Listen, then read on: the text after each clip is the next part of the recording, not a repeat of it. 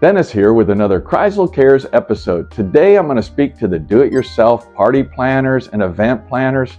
We got the wedding kit, the event planner kit that has everything you need to do your own care and handling. So it starts off, we have a flower stripper. You want to remove all the foliage below the water line to keep the pollution from building up. And this easy to use stripper, you just pull on it, it'll knock off any needles if you have roses, and it really is easy to use. And then we go to our leaf shine. You want to enhance the foliage and give it a little extra pop on the design.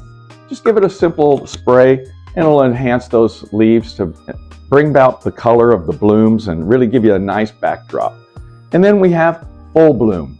Full bloom is to bring those flowers into full color so they're ready to party, fully developed. It's your energy.